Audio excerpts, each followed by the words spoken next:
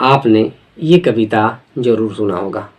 भारत जमीन का टुकड़ा नहीं, जीता जागता राष्ट्रपुरुष है।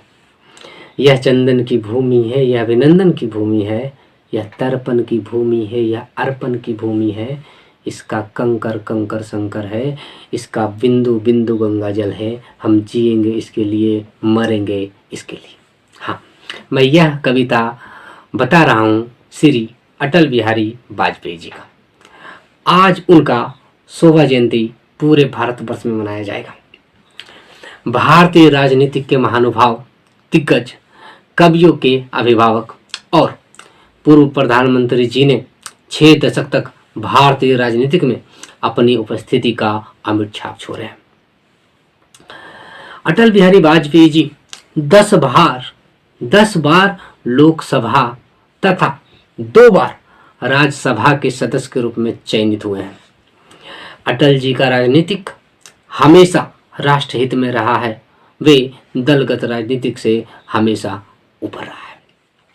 25 दिसंबर 1924 को ग्वालियर में जन्मे अटल जी को छात्र जीवन से ही राजनीतिक गतिविधियों में गहरी रुचि रहा है। वे श्यामा प्रसाद मुखर्जी और पंडित दीनदयाल उपाध्याय से राजनीतिक की शिक्षा लेकर सन 1957 में पहली बार लोकसभा के सदस्य के रूप में उत्तर प्रदेश से चयनित होते हैं। महाशय उन्होंने देश के हित के लिए आजीवन अविवाहित रहने का संकल्प लिया। इसीलिए उन्हें भारतीय राजनीतिक का भीष्म पितामह भी कहा जाता है। जब ये प्रधानमंत्री थे तो 1958 में राजस्थान के पोखरण में 2 बार APJ अब्दुल कलाम की अगुवाई में परमाणु परीक्षण करने का काम किया और यह घटना भारत को पूरे विश्व के पटल पे 4 चांदों की तरह चमकाने का काम किया। अपने पड़ोसी देश पाकिस्तान के लिए दोस्ती को सुधार करने के लिए, दूरियों को कम करने के लिए उन्होंने दिल्ली से लाहौर तक का बस सेवा शुरुआत किया और खुद बस से चलकर लाहौर पहुंचे। तो वहाँ की एक महिला एंकर ने उनसे कटाक्ष करते हुए पूछा कि आप भी अविवाहित हैं और हम भी अविवाहित हैं, अगर आप मुंह दिखाई में हमें कश्मीर दें तो हम आपसे विवाह करने के लिए तैयार हैं।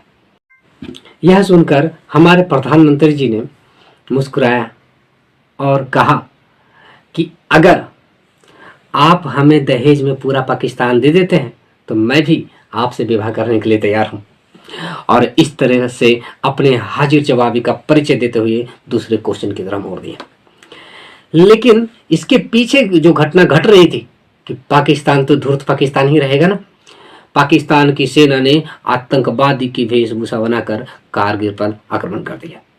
लेकिन जब लोहे का सीना रखने वाले चट्टान रूपी प्रधानमंत्री हो तो यहाँ की भारतीय सेनाओं ने डटकर मुकाबला किया और पाकिस्तानी सेना को धूल चटा दी और कारगिल विजय दिवस के रूप में मनाया। इसी के पीछे एक घटना घटी थी कि अमेरिकी के राष्ट्रपति ने पाकिस्तान के प्रधानमंत्री के कहने पर भारत के प्रधानमंत्री को फोन किया और कहा कि पाकिस्तान के मुशर्रफ कहते हैं कि हम भारत पर परमाणु हमला कर देंगे।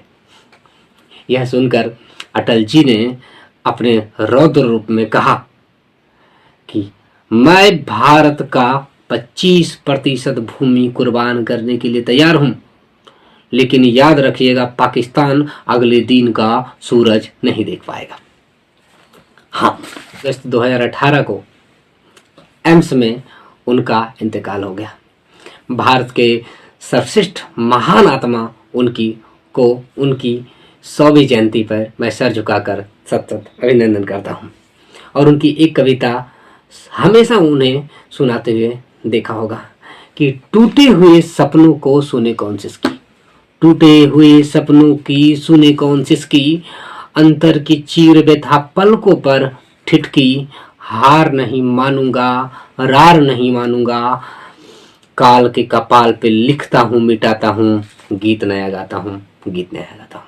इसी वीडियो के साथ मिलते हैं अगले वीडियो में नए महापुरुष के जीवनी के साथ। जय हिंद, जय भारत।